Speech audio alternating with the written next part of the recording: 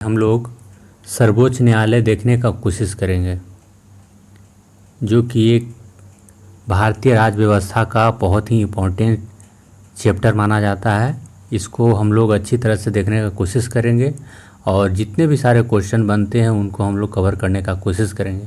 तो चलिए आज की क्लास में हम लोग सर्वोच्च न्यायालय के ऊपर चर्चा करने जा रहे हैं और जितना भी प्रीवियस क्वेश्चंस आए हुए एग्ज़ाम में है उसको हम लोग देखने का कोशिश करेंगे। तो चलिए शुरू करता हूँ। बाकी आप लोग रेगुलर बने रहे होंगे, ऐसा हम आशा करते हैं कि आप लोग रेगुलर पढ़ाई में बने रहिए। चलिए, तो पहला क्वेश्चन आप लोग के सामने ये रहा, भारत के उच्च न्यायालय का उद्घाटन किस तिथि को हुआ था? तो भारत के उच्च न्यायालय का उद्घाटन 28 जनवरी 1950 को हुआ था। ऑप्शन नंबर बी हो जाएगा। भारत में उच्च न्यायालय का उद्घाटन 28 जनवरी 1950 को हुआ था, जबकि इसकी स्थापना भारतीय संविधान के अनुच्छेद 124 के तहत 26 जनवरी 1950 को हुआ था। यानी कि कहना है कि 26 जनवरी 1950 को इसका स्थापना हुआ, लेकिन उद्घाटन जब हुआ तो 2 दिन बाद उद्घाटन हुआ, 28 जनवरी 1950 को हुआ अनुच्छेद 124 के अनुसार।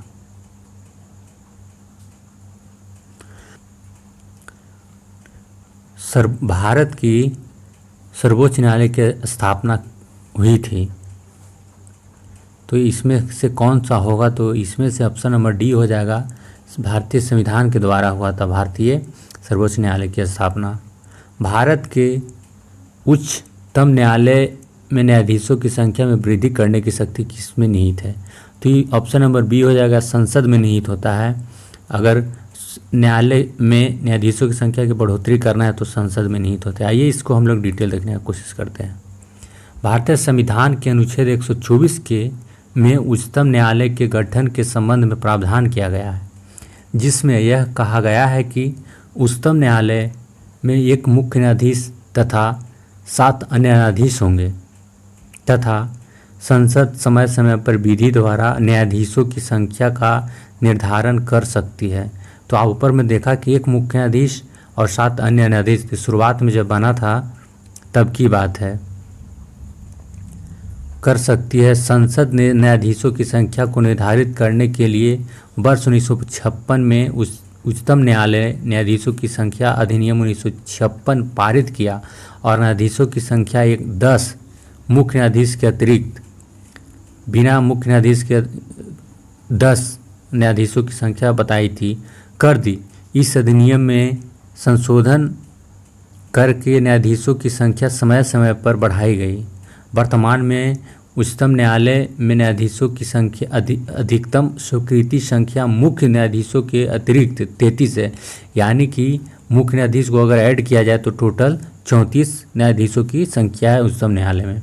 भारत में सर्वोच्च न्यायालय में न्यायाधीशों की वर्तमान स्वीकृति संख्या क्या है? तो वर्तमान में स्वीकृति संख्या 34 हो जाएगा, मुख्य न्यायाधीश जोड़ करके। इसमें ऑप्शन नहीं था, क्यों? क्योंकि उस समय कुछ और रहा होगा, क्योंकि क्वेश्चन आप देख सकते हैं कि बीपीएस या यूपीपीसीएस में पूछा गया हुआ है।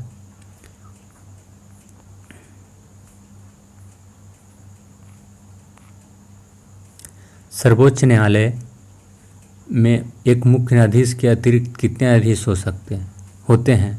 सर्वोच्च न्यायालय में एक मुख्य न्यायाधीश के अतिरिक्त कितने न्यायाधीश होते हैं? तो एक मुख्य न्यायाधीश के अलावा 33 और न्यायाधीश होते हैं, ऊपर में देख सकते हैं, ये आपको दिख रहा होगा। तो यह 2007 का क्वेश्चन है। तो वर्तमान में अगर पूछा जाए तो 33 + 1 34 कुल हो सकते हैं।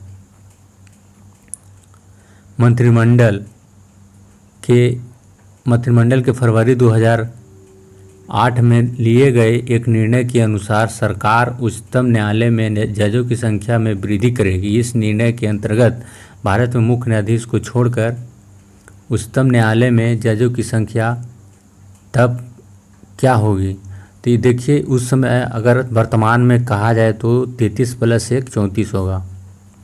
सर्वोच्च न्यायालय में न्यायाधीश नियुक्त होने के लिए व्यक्ति को कम से कम कितने वर्ष उच्च न्यायालय का एडवोकेट होना चाहिए? तो कम से कम 10 वर्ष का होना चाहिए। ऑप्शन नंबर बी हो जाएगा।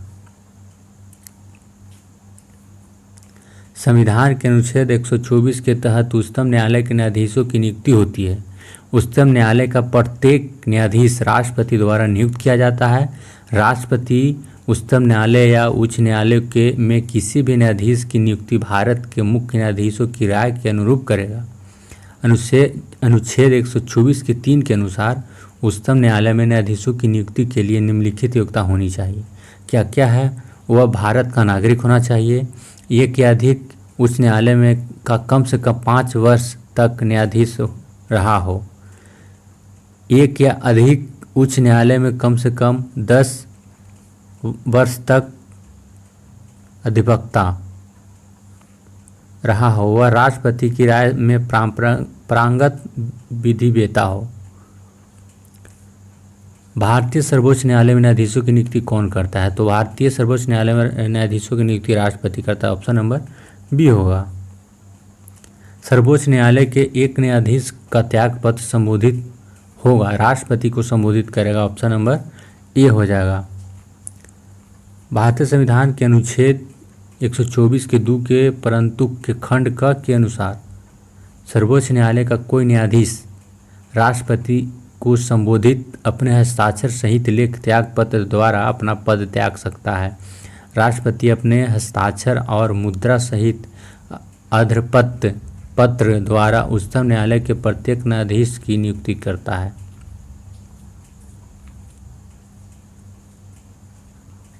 सर्वोच्च न्यायालय का न्यायाधीश अपने पद से त्याग पत्र किसको लिखकर दे सकता है? तो राष्ट्रपति को दे सकता है। ऑप्शन नंबर ए हो जाएगा। उच्चतम न्यायालय के न्यायाधीश किस प्रकार हटाए जा सकते हैं? उच्चतम न्यायालय के न्यायाधीश राष्ट्रपति के द्वारा संसद की सिफारिश पर हटाया जा सकता है। संसद यानी कि लोकसभा राज्यसभा दोनों में बहुमत के द्वारा पारित होगा, उसके बाद हटाया जा सकता है जब तक सिद्ध नहीं हो जाता है। चलिए इसके बारे में कुछ डिटेल हम लोग पढ़ते हैं। उच्चतम न्यायालय के किसी न्यायाधीश को राष्ट्रपति द्वारा साबित कदाचार या असमर्थता के आधार पर संसद की सिफारिश पर हटाया जा सकता है। उच्चतम न्यायालय के किसी न्यायाधीश को साबित कदाचार या असमर्थता के आधार पर हटाए जाने के लिए संसद के प्रत्येक सदन यानी कि राज्यसभा और लोकसभा दोनों अपनी कुल सदस्य के बहुमत द्वारा तथा उपस्थित और मत देने वाले सदस्यों के कम से कम 2/3 बहुमत द्वारा समर्थित समावेदन को राष्ट्रपति के समक्ष भेजना होता है तथा ऐसे समावेदन के राष्ट्रपति के समक्ष उसी सत्र में रखे जाने पर राष्ट्रपति के आदेश से उस न्यायाधीश को पद से हटाया जा सकता है। अनुच्छेद 124 के 4 के तहत उच्चतम न्यायालय के न्यायाधीश को हटाने तथा संबंधित जांच की प्रक्रिया का संसदीय विधि द्वारा विनियमन अनुच्छेद 124 के 5 में प्रावधानित है। उच्चतम न्यायालय के न्यायाधीश को हटाने की प्रक्रिया भी यही है। महाभियोग शब्द का प्रयोग संविधान में केवल राष्ट्रपति को हटाने के लिए किया गया है। सर्वोच्च न्यायालय या उच्चतम न्यायालय के न्यायाधीश को हटाने के लिए महाभियोग शब्द का प्रयोग नहीं किया गया है। इसके लिए संविधान के अनुसार हटाना शब्द है। संविधान के अनुसार हटाना शब्द यूज किया गया है, इसके लिए महाभियोग शब्द नहीं यूज किया गया है। निम्नलिखित कथनों पर विचार कीजिए। कथन 1, न्यायाधीश अधिनियम 1968 के अनुसार भारत के उच्चतम न्यायालय के किसी न्यायाधीश पर महाभियोग चलाने के प्रस्ताव को लोकसभा के अध्यक्ष द्वारा अस्वीकार नहीं किया जा सकता। कथन 2, भारत का संविधान यह परिभाषित करता है और ब्यौरा देता है कि क्या क्या भारत के उच्चतम न्यायालय के न्यायाधीशों की अक्षमता और सिर कदाचार को गठित करते हैं। भारत के उच्चतम न्यायालय के न्यायाधीशों के महाभियोग की प्रक्रिया के ब्यौरा न्यायाधीश जांच अधिनियम 1968 में दिए गए हैं। यदि किसी न्यायाधीश के महाभियोग के प्रस्ताव को मतदान हेतु लिया जाता है तो विधि द्वारा अपेक्षित है कि यह प्रस्ताव संसद के प्रत्येक सदन द्वारा समर्थित हो और उस सदन की कुल सदस्य संख्या के बहुमत द्वारा तथा संसद के उस सदन के कुल उपस्थित और मत देने वाले सदस्यों के कम से कम 2/3 द्वारा समर्थित हो। तो इसका ऑप्शन हो जाएगा सी, केवल 3 और 4 हो जाएगा। सर्वोच्च न्यायालय के न्यायाधीश किसके बाद भारत के राष्ट्रपति द्वारा हटाए जा सकते हैं? सर्वोच्च न्यायालय के न्यायाधीश किसके बाद भारत के राष्ट्रपति द्वारा हटाए जा सकते हैं? तो संसद के महाभियोग प्रस्तावित पारित होने पर, संसद से जो पास होगा प्रस्ताव उसके अनुसार किया जा सकता है। सर्वोच्च न्यायालय में सेवानिवृत्त की आयु कितना है? 65 वर्ष है। ऑप्शन नंबर डी हो जाएगा। सर्वोच्च न्यायालय में न्यायाधीशों के लिए सेवानिवृत्त की आयु 65 वर्ष है, जबकि उच्च न्यायालयों में 62 वर्ष है। सर्वोच्च न्यायालय में न्यायाधीशों की सेवानिवृत्ति की उम्र 65 वर्ष है। ऑप्शन नंबर सी हो जाएगा। उच्चतम न्यायालय के न्यायाधीशों का वेतन निर्धारण किया जाता है, संसद के द्वारा किया जाता है। ऑप्शन नंबर सी हो जाएगा। संविधान के अनुच्छेद 125 के 1 के तहत उच्चतम न्यायालय के न्यायाधीशों के वेतन का निर्धारण संसद द्वारा बनाई गई विधि के तहत किया जाता है। भारत के उच्चतम न्यायालय की स्वायत्तता की रक्षा हेतु क्या प्रावधान है? पहला, उच्चतम न्यायालय के न्यायाधीशों की नियुक्ति करते समय भारत के राष्ट्रपति को भारत के मुख्य न्यायाधीश से विचार कर विमर्श करना पड़ता है। उच्चतम न्यायालय के न्यायाधीशों को केवल भारत के मुख्य न्यायाधीश द्वारा हटाया जा सकता है। न्यायाधीशों का वेतन भारत की संचित निधि पर आरोपित होता है, जिस पर विधानमंडल को अपना मत नहीं देना होता है। भारत के उच्चतम न्यायालय के अफसरों और कर्मचारियों की सभी नियुक्तियां सरकार द्वारा भारत के मुख्य न्यायाधीश से विचार विमर्श के पश्चात ही हो सकता है। तो 4 नंबर तो नहीं होगा, तो ऑप्शन नंबर 1 केवल 1 और 3 होगा।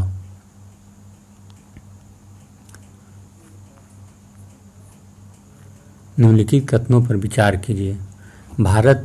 संसद भारत के उच्चतम न्यायालय की अधिकारिता को विस्तारित नहीं कर सकती, क्योंकि उसकी अधिकारिता वही है जो संविधान ने प्रदान की। उच्चतम न्यायालय और उच्च न्यायालय के अधिकारों और सेवक संबंध मुख्य न्यायमूर्ति द्वारा नियुक्त किए जाते हैं, और अन्य न्यायालयों का प्रशासनिक व्यय भारत की संचित निधि पर भारित होता है। इसका ऑप्शन नंबर डी हो जाएगा। नहीं 1 और नहीं 2 सही होगा। सेवानिवृत्त होने के पश्चात सर्वोच्च न्यायालय के न्यायाधीश वकालत कर सकते हैं? तो नहीं कर सकते हैं, किसी भी न्यायालय में नहीं कर सकते हैं। ऑप्शन नंबर डी हो जाएगा। संविधान के अनुच्छेद 124 के 7 के अनुसार सेवानिवृत्त होने के पश्चात सर्वोच्च न्यायालय के न्यायाधीश किसी भी न्यायालय में वकालत नहीं कर सकते हैं, जबकि अनुच्छेद 220 के अनुसार उच्च न्यायालय के न्यायाधीश सेवानिवृत्त होने के बाद उच्चतम न्यायालय में एवं अन्य उच्च न्यायालय जिस उच्च न्यायालय में अस्थायी न्यायाधीश रहे हों उसमें नहीं हुए वकालत कर सकते। यानी कि वह 124 के 7 के अनुसार जो उच्चतम न्यायालय में होंगे न्यायाधीश, वो नहीं कर सकते हैं कहीं भी वकालत। लेकिन वहीं अनुच्छेद 220 के अनुसार उच्च न्यायालय में जो न्यायाधीश सेवानिवृत्त हो गया है वो किसी और उच्च न्यायालय में जाकर के वकालत कर सकता है, लेकिन जिसमें वो अस्थायी रूप से न्यायाधीश रहे हैं उस उच्च न्यायालय में नहीं कर सकते हैं वकालत। भारत के सर्वोच्च न्यायालय के कार्यवाहक मुख्य न्यायाधीश की नियुक्ति कौन करता है? तो उसको राष्ट्रपति करता है।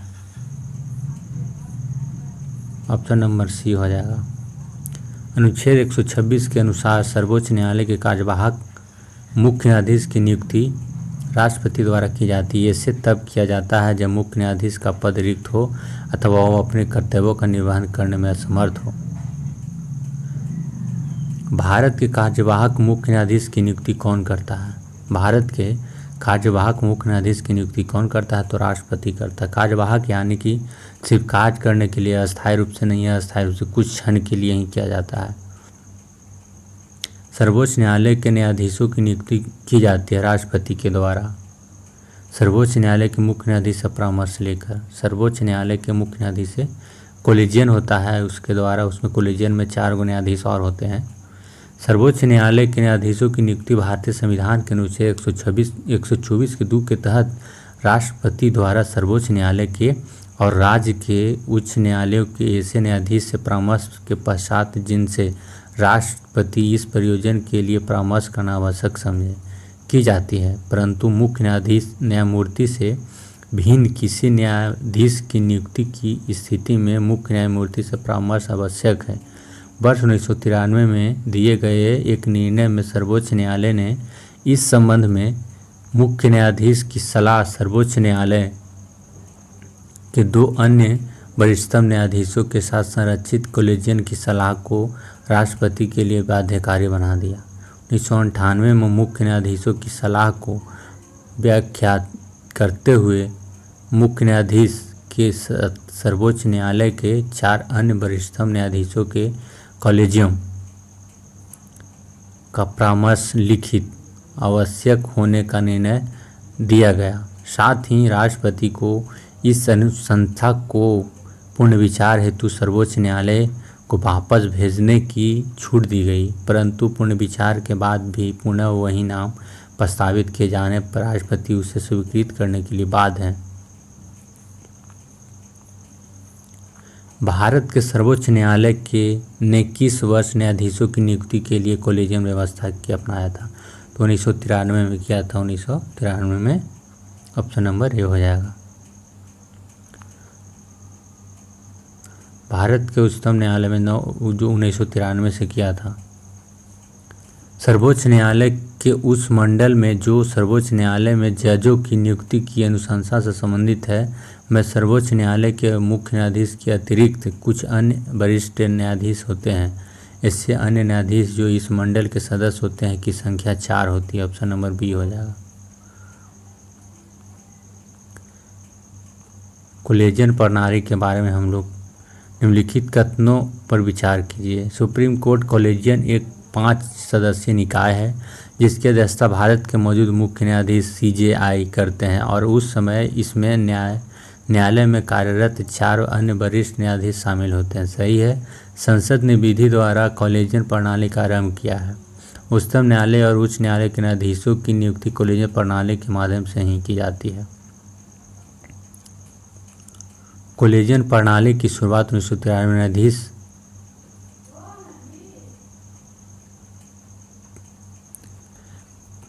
P.N. भगवती के ऐतिहासिक फर्स्ट जज मामले में के उपलक्ष्य में की गई थी। तो इसमें से 1, 2 और 3 सही होना चाहिए इसमें। तो इसमें सही बता रहा है डी ऑप्शन नंबर 1 और 3।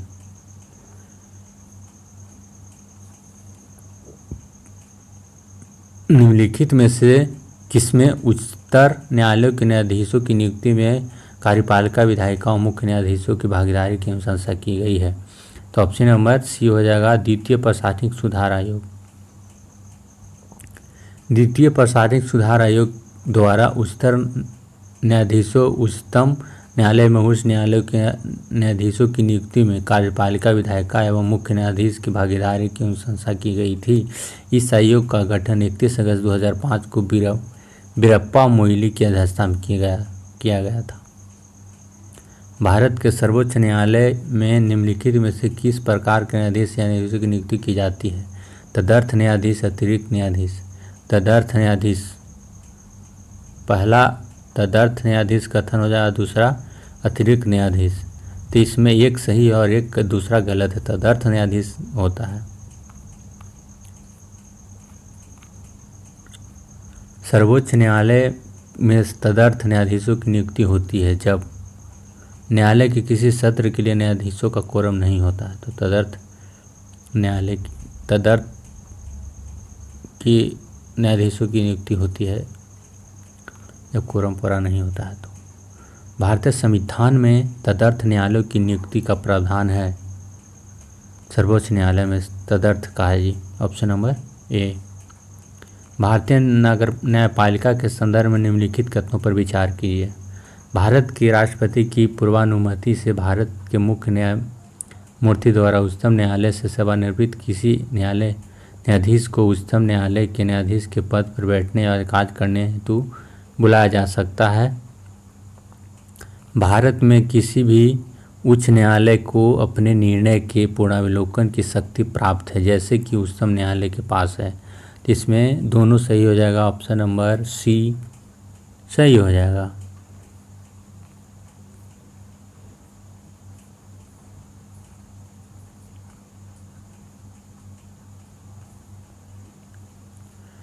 उच्चतम न्यायालय में संविधान के निर्वाचन से संबंधित मामले सुनवाई करने के लिए न्यायाधीशों की संख्या कम से कम कितनी होनी चाहिए? 5 होनी चाहिए। ऑप्शन नंबर डी हो जाएगा।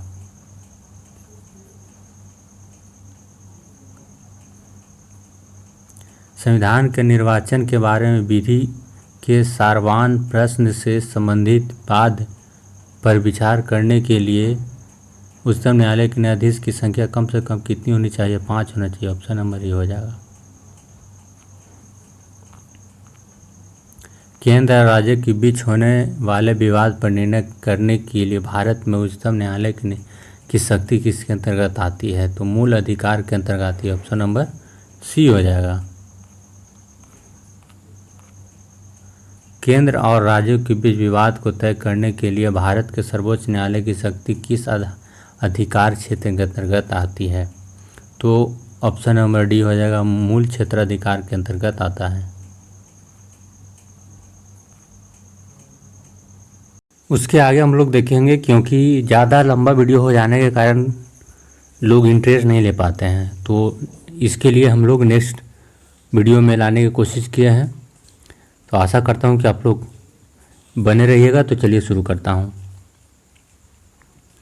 निम्नलिखित में से कौन से उच्चतम न्यायालय की आरंभिक अधिकारिता में आते हैं? नंबर 1, भारत सरकार तथा एक या अधिक राज्यों के बीच का विवाद। सही है। संसद के किसी भी सदन या राज्य विधानमंडल में हुए चुनाव पर विवाद। भारत सरकार तथा किसी संघ राज्य क्षेत्र के बीच का विवाद। 2 या अधिक राज्यों के बीच का विवाद। 1 और 4 सही होगा। ऑप्शन नंबर सी होगा जी।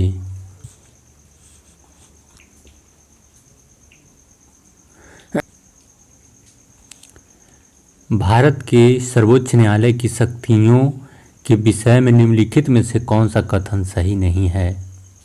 तो इसमें ऑप्शन नंबर ए है जो कि कथन सही नहीं है। इसके पास जनता के मूल अधिकारों की रक्षा के लिए आदेश जारी करने की अनन्य शक्ति है। सर्वोच्च न्यायालय नागरिकों के मौलिक अधिकारों के हनन पर अनुच्छेद 32 के अधीन रीट जारी कर सकता है। हालांकि यह सर्वोच्च न्यायालय के अनन्य शक्ति नहीं है। उच्च न्यायालयों को भी अनुच्छेद 226 के तहत मूल अधिकारों की रक्षा के लिए आदेश जारी करने की शक्ति प्राप्त है। अन्य विकल्प सही है। निम्नलिखित कथनों में से कौन सा एक सही नहीं है? तो ऑप्शन नंबर सी है जो कि सही नहीं है। सर्वोच्च न्यायालय कोर्ट मार्शल को छोड़ अन्य किसी भी उच्च न्यायालय अदालतों की सुनवाई कर सकता है। बाकी सब सही है। सर्वोच्च न्यायालय का गठन 1950 में 26 जनवरी 1950 को स्थापना हुआ था, लेकिन इसका उद्घाटन 28 जनवरी 1950 को हुआ था। सर्वोच्च न्यायालय देश की उच्चतम अदालत है जिसमें अपील की जा सकती है। सही है। सर्वोच्च न्यायालय कोर्ट मार्शल के साथ अन्य किसी भी उच्च न्यायालय या अदालतों की सुनवाई कर सकता है। सशस्त्र सेना न्यायाधीकरण अधिनियम 2007 के प्रावधान के अनुसार कोर्ट मार्शल की अपील सर्वोच्च न्यायालय में की जा सकती है। जरूर की जा सकती है। भारत का सर्वोच्च न्यायालय एक अभिलेख न्यायालय है। इसका आशय है कि ऑप्शन नंबर बी, इसके सभी निर्णय का साक्ष्यात्मक मूल्य होता है और इस पर किसी भी न्यायालय के प्रश्न चिन्ह नहीं लगाया जा सकता है। साक्ष्य के अनुसार सब जवाब दिया जाता है। इसीलिए कहा जा रहा है कि अंगुली नहीं उठाया जा सकता है। भारत के नीचे दिए गए न्यायालयों में से किन्हें अभिलेख न्यायालय माना जाता है? तो इसको उच्च न्यायालय एवं उच्चतम न्यायालय को अभिलेख न्यायालय माना जाता है। भारतीय संविधान के अनुच्छेद 129 के तहत उच्च न्यायालय उच्चतम न्यायालयों तथा अनुच्छेद 215 के तहत उच्च न्यायालयों को अभिलेख न्यायालय का दर्जा प्राप्त है। अगर सुप्रीम कोर्ट कहते हैं 129 और निचलकी कोर्ट कहे तो 215 जो स्टेट में होता है 215 अनुच्छेद के तहत। निम्न युग्मों में से कौन सा युग्म अनुच्छेद प्रावधान सही सुमेलित नहीं है? तो ये ऑप्शन नंबर ए सही सुमेलित नहीं। 124 उच्चतम न्यायालय का अभिलेखार नहीं। 129 में 124 के जगह 129 हो जाएगा।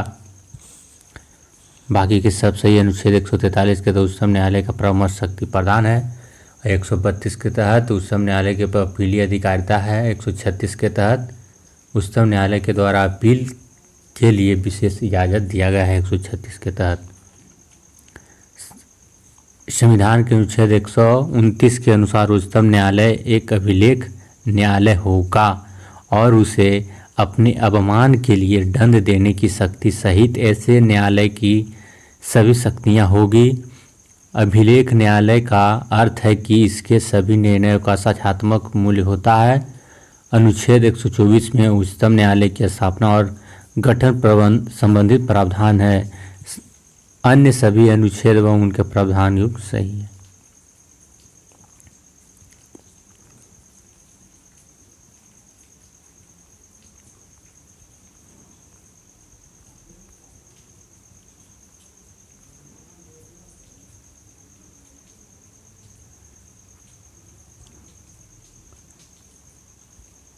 भारत के सर्वोच्च न्यायालय की शक्ति के विषय में निम्नलिखित में से कौन सा सही नहीं है? तो इस ऑप्शन नंबर ए हो जाएगा कि तो सही नहीं है। निम्नलिखित में से कौन एक सही नहीं है? तो सी तो अभी हो गया था।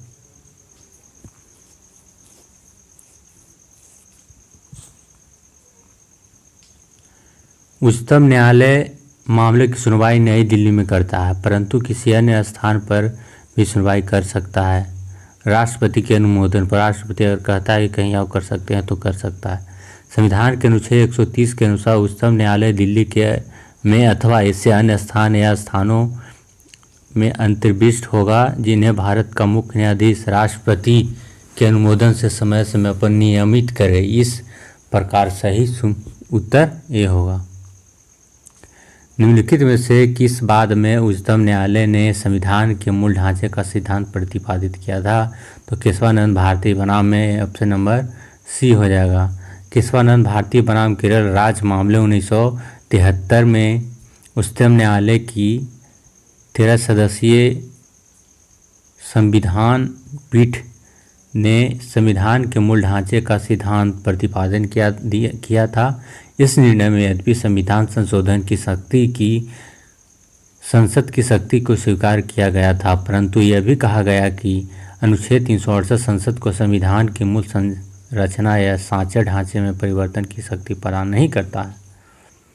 निम्नलिखित में से किस बात में भारतीय संविधान के मूलभूत ढांचे की अवधारणा प्रतिपादित की गई है? तो ऑप्शन नंबर डी हो जाएगा। इनमें से भारतीय संविधान के निम्नलिखित अनुच्छेदों में से कौन सर्वोच्च न्यायालय द्वारा संविधान का अनुल्लंघनीय मौलिक ढांचा घोषित किए गए हैं? तो इसमें हो जाएगा ऑप्शन नंबर ए 1, 2 और 3। अनुच्छेद 32, अनुच्छेद 226, अनुच्छेद 227। अनुच्छेद 32 और अनुच्छेद 226 क्रमशः सर्वोच्च न्यायालय और एवं उच्च न्यायालय के ऋण अधिकारिता को प्रदर्शित करते हैं।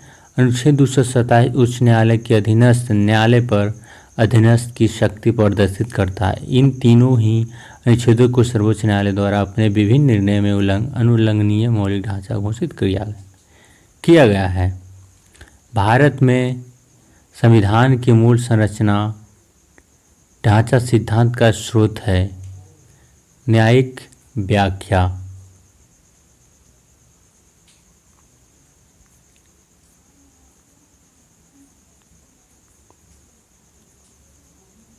उच्चतम न्यायालय द्वारा आज एक तक की दूसरी सबसे बड़ी खंडपीठ किस केस में बनी है? गोलकनाथ केस। केशवानंद भारती के बाद गोलकनाथ केस बनी है। तो आइए इसको हम लोग देखते हैं।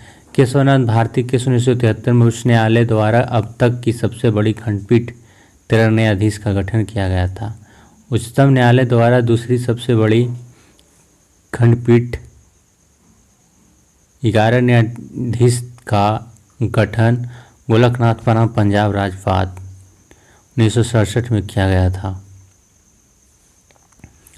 सबसे बड़ी 13 न्यायाधीश था। उसके बाद दूसरा नंबर पे हो गया 11 न्यायाधीश के लिए।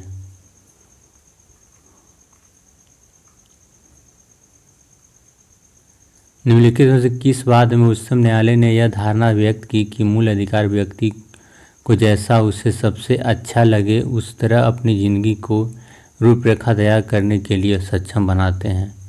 गोलकनाथ बनाम state of Punjab. Option number B. Golaknath बनाम स्टेट ऑफ पंजाब के बाद 1967 में उच्चतम न्यायालय ने उपयुक्त धारणा व्यक्त की थी। इस बाद में सर्वोच्च न्यायालय के निर्णय में कहा गया, fundamental right are the primordial rights necessary for the development of human personality. They are the rights which enable a man to select out his own life in the manner he likes best.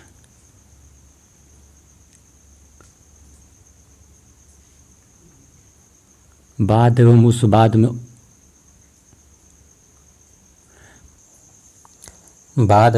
बाद में उच्चतम न्यायालय की व्यवस्था की त्रुटिपूर्ण युग्म को पहचानिए।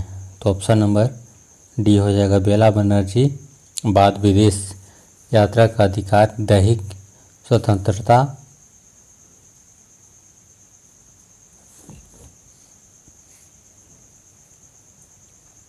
का भाग है।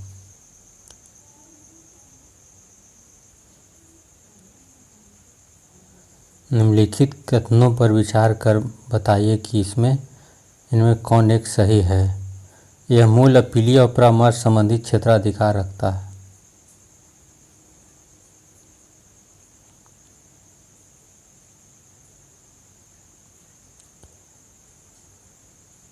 निम्नलिखित में से किसका संबंध भारत के सर्वोच्च न्यायालय से है। तो कोलेजियन प्रणाली हो गया, अपीलीय अधिकार क्षेत्र हो गया, मूल अधिकार, तीनों तो हुए करेगा, यानी कि डी ऑप्शन हो जाएगा, एक से अधिक।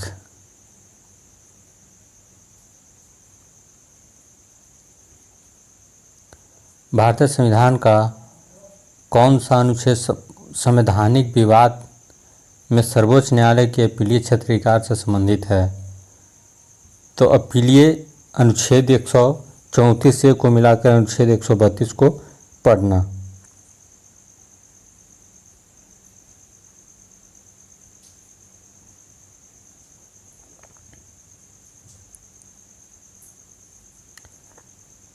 संविधान की व्याख्या से संबंधित सभी विवाद सर्वोच्च न्यायालय के पास लाए जा सकते हैं इसके अपीलीय क्षेत्राधिकार के अंतर्गत, यानी कि ऑप्शन नंबर बी। भारत में सुधारात्मक याचिका उच्चतम न्यायालय में निम्न अनुच्छेद के अंतर्गत दाखिल की जा सकती है। ऑप्शन नंबर सी 142 अनुच्छेद के तहत। संविधान का कौन सा अनुच्छेद उच्चतम न्यायालय को उसके द्वारा दिए गए निर्णय अथवा आदेश के पुनरावलोकन के अधिकृत करता है। तो 137 अनुच्छेद है जो कि दिए गए आदेश को पुनरावलोकन कर सकता है 137 के तहत। उच्चतम न्यायालय द्वारा सुनाए गए निर्णय या दिए गए आदेश के पुनरावलोकन के बारे में लिखित में से कौन सा कथन सही है। तो इसका ऑप्शन नंबर बी हो जाएगा। उच्चतम न्यायालय को अपने द्वारा सुनाए गए निर्णय या दिए गए आदेश का पुनरावलोकन करने की शक्ति प्राप्त है अनुच्छेद 137 के तहत। भारत के सर्वोच्च न्यायालय के निर्णय के संबंध में निम्नलिखित में से क्या सही है। तो ऑप्शन नंबर ए सही है। सर्वोच्च न्यायालय को अपने निर्णय को परिवर्तन करने का अधिकार है अनुच्छेद 137 के तहत।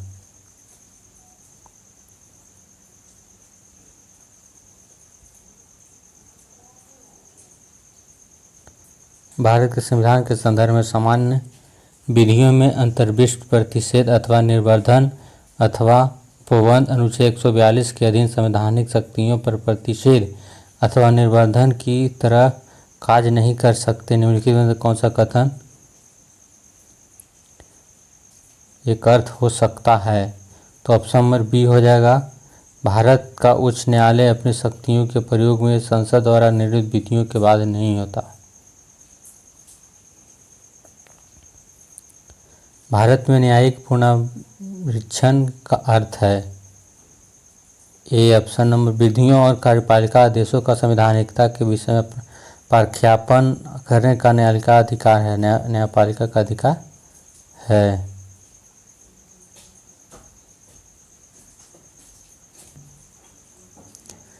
न्यायिक पुनरावलोकन का अर्थ है यह है कि सर्वोच्च न्यायालय राज्य के किसी भी कानून को अवैध घोषित कर सकता है। ऑप्शन नंबर डी हो जाएगा।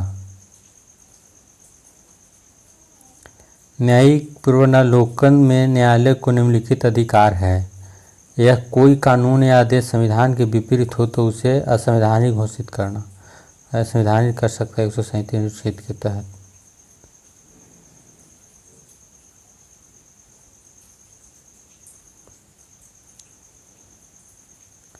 भारत में न्यायिक पुनर्वलोकन की शक्ति का प्रयोग किसके द्वारा किया जाता है? सर्वोच्च न्यायालय तथा उच्च न्यायालय दोनों के द्वारा किया जाता है।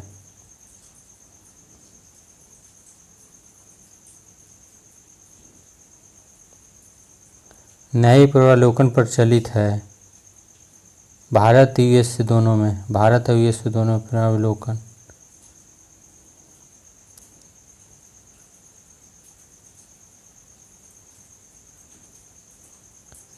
सारभूत रूप में विधि की सम्यक प्रक्रिया का अभिप्राय क्या है? विधि की निष्पक्ष प्रयुक्त।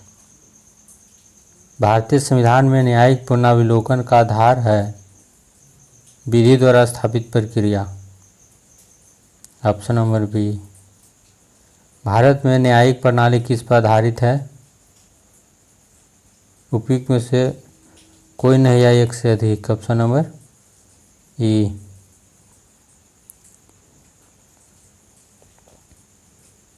सर्वोच्च न्यायालय क्या है?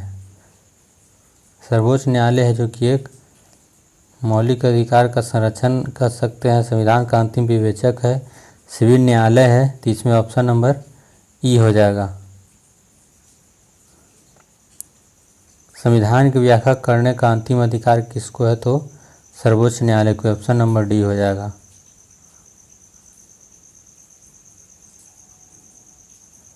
भारतीय संविधान का संरक्षक कौन है? भारतीय संविधान का संरक्षक सर्वोच्च न्यायालय हो जाएगा। Option number D. भारतीय संविधान का संरक्षक किसे कहा जाता है? सर्वोच्च न्यायालय को कहा जाता है। Option number C. निम्नलिखित में से कौन भारत के संविधान का अभिरक्षक है? भारत का उच्चतम न्यायालय। Option number D. भारतीय संविधान का अभिभावक तत्व निहित है सर्वोच्च न्यायालय में। ऑप्शन नंबर सी।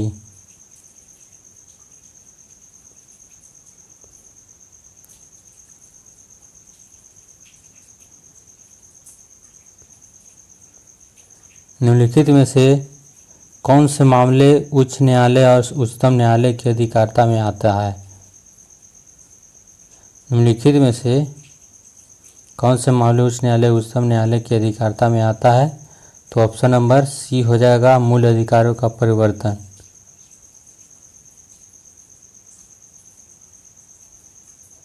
भारतीय संविधान के किस अनुच्छेद के तहत सर्वोच्च न्यायालय भारतीय नागरिकों के मौलिक अधिकारों की सुरक्षा करता है? तो अनुच्छेद 32 के अनुसार ऑप्शन नंबर डी हो जाएगा। विधायी शक्तियों की संघीय सूची में समाविष्ट किसी विषय के संबंध में भारत के उच्चतम न्यायालय के अधिकार क्षेत्र को बढ़ाने का अधिकार दिया गया है? ऑप्शन नंबर सी, संसद को दिया गया है। भारत में के सर्वोच्च न्यायालय का क्षेत्राधिकार किसके द्वारा बढ़ाया जा सकता है? तो संसद के द्वारा क्षेत्राधिकार बढ़ाया जा सकता है, संसद द्वारा विधि बनाकर। संविधान के अंतर्गत उच्चतम न्यायालय की विधि के प्रश्न पर राय लेने का किसको अधिकार है? तो राष्ट्रपति को अधिकार है। ऑप्शन नंबर बी हो जाएगा। उच्चतम तथा उच्च न्यायालयों के न्यायाधीशों की नियुक्ति तथा स्थानांतरण के लिए परामर्श प्रक्रिया के संबंध में राष्ट्रपति ने उच्चतम न्यायालय को एक अभिदेशन किया है। खंड 1 अनुच्छेद 143 के अंतर्गत।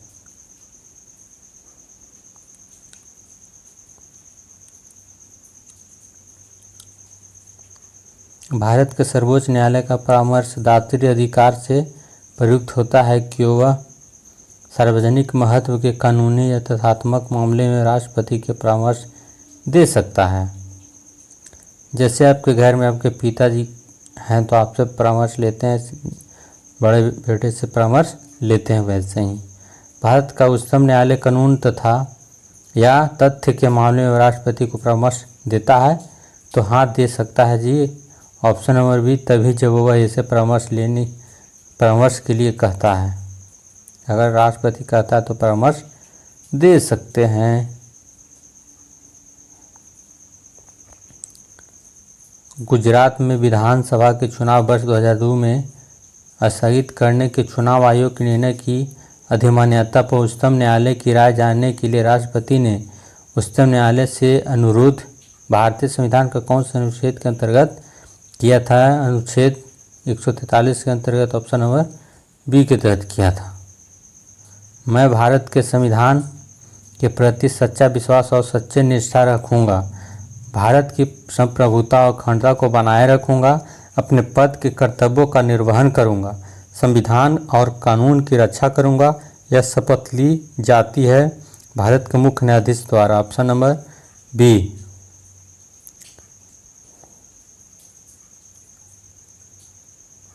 देश के किसी भी न्यायालय में चल रहे वाद को अन्यत्र भेजने का अधिकार किसके पास है?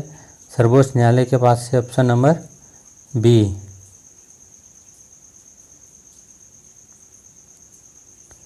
इंदिरा साहनी बनाम भारत संघ मुकदमे में सर्वोच्च न्यायालय का निर्णय किस विषय से संबंधित था? तो सरकारी नौकरी में अन्य पिछड़ा वर्ग को आरक्षण से संबंधित था।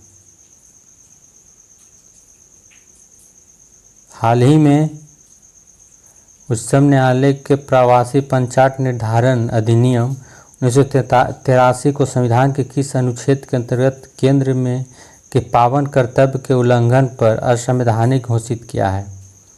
तो ऑप्शन नंबर ए हो जाएगा, 355 अनुच्छेद के तहत किया है।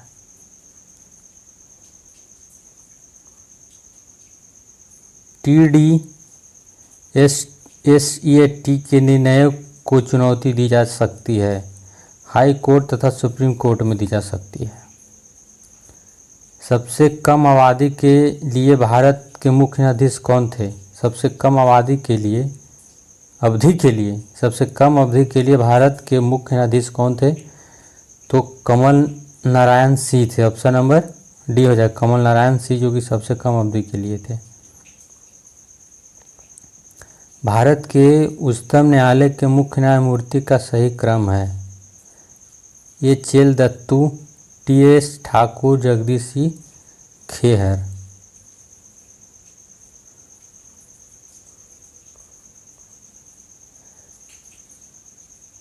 एस आनंद 1990 के दशक के अंत में किस पद पर कार्यरत थे?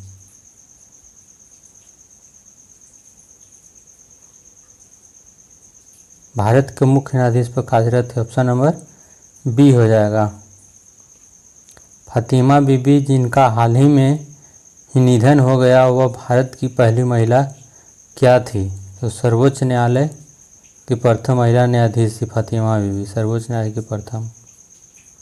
निम्नलिखित में से कौन चौथी महिला जज जिन्हें अप्रैल 2010 में भारत के उच्चतम न्यायालय के नियुक्त किया गया है? जस्टिस ज्ञान सुधा मिश्रा। निम्नलिखित में से कौन चौथी महिला जज है जिन्हें अप्रैल 2010 में भारत के उच्चतम न्यायालय में नियुक्त किया गया है? जस्टिस ज्ञान सुधा मिश्रा। हाल ही में नियुक्त सुप्रीम कोर्ट के निम्नलिखित न्यायाधीश में से कौन ऐसे पहले किसी उच्च न्यायालय का न्यायाधीश नहीं था? तो एल नागेश्वर राव, जो कि नहीं था। मध्य प्रदेश उच्च न्यायालय के निम्नांकित मुख्य न्यायमूर्ति में से कौन भारत के उच्चतम न्यायालय में न्यायाधीश नहीं रहे हैं? न्यायमूर्ति एस.के. झा नहीं रहे।